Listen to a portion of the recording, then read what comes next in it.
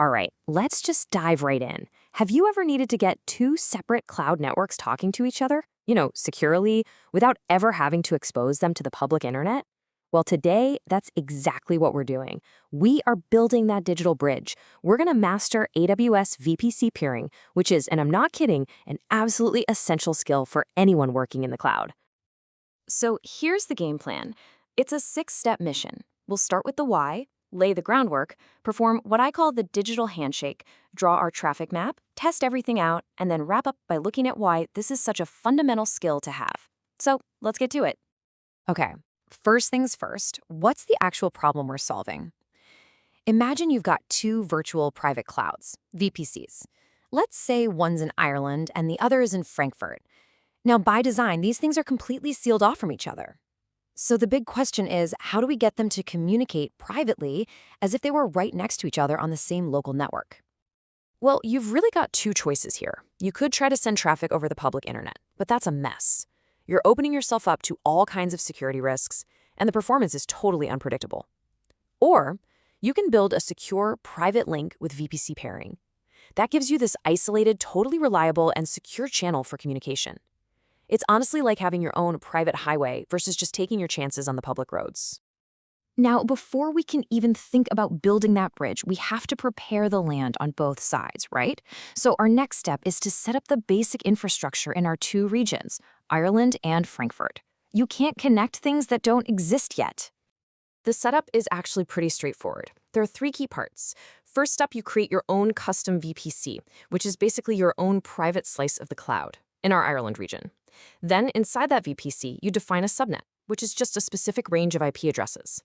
And finally, you launch your virtual servers. We're using Windows Server EC2 instances here, one in Ireland and one in Frankfurt. These are the 2 machines that are ultimately going to talk to each other. And here is a fantastic little pro tip for you. You might be wondering, how do I even log into these servers to set them up if they're totally private? Great question. For a little bit, just for the setup, you temporarily attach something called an internet gateway. This just cracks the door open enough for you to get in using remote desktop or RDP to do what you need to do. And of course, we'll shut that door tight later on. Okay, our foundations are solid. Now for the exciting part, creating the actual peering connection. And this isn't something one side can just force on the other. It's a 2-part process, a kind of digital handshake. Both sides have to agree. So, it all starts from one side. In our scenario, we're in the Ireland region, and we kick off the peering request. And you have to be really specific. You need to tell AWS exactly who you want to connect to, the target region, which is Frankfurt, the ID of the specific VPC over there, and even the AWS account ID that owns it. And this is a really important security feature. The connection doesn't just happen. As soon as you send the request, it just sits there. It's in a pending state, just waiting for someone on the other end to give it the thumbs up. No one can force a connection on you that you don't want. So, to finish the handshake, all you have to do is switch over to the Frankfurt region, go find that incoming peering request that's waiting for you, and click accept. And that's it. Boom! The handshake is complete. The private bridge between the 2 networks now technically exists. But, and this is a big but, this is the exact spot where so many people get tripped up. The bridge might exist, but none of the traffic knows how to get on it. We have to draw them a map. And we do this using something called route tables. I'm telling you, this is the most critical part of the whole process. So let me just ask you, the connection is active, the handshake is done. Can our server in Ireland now ping the server in Frankfurt? What do you think? The answer is a firm not yet. Nope. Just because the connection is there doesn't mean anyone can use it. You have to explicitly tell each network how to use it. And this is how it's done. It's all in the route tables.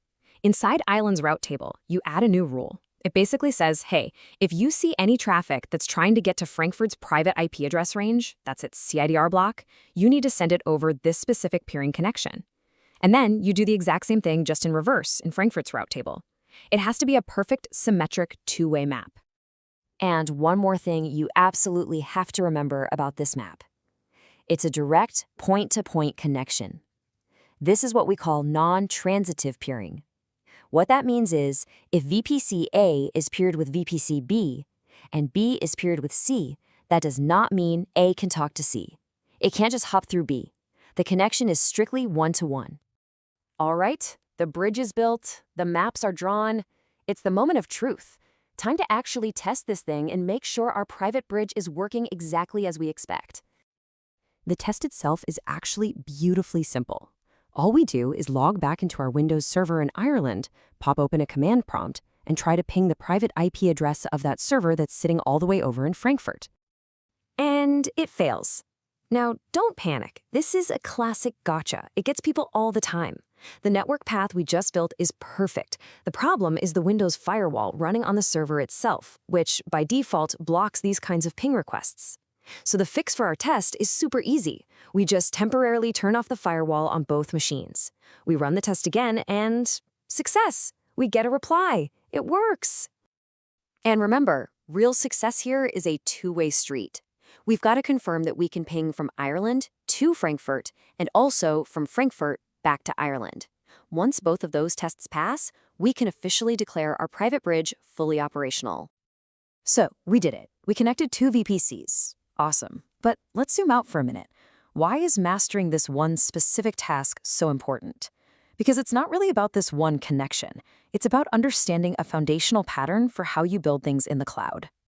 Here's the big takeaway.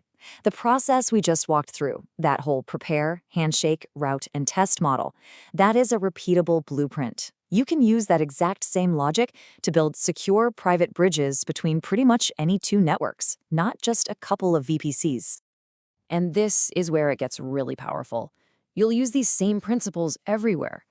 Think about connecting your on-prem data center to the cloud, or linking different cloud providers together, or building these really complex, secure architectures that span multiple continents.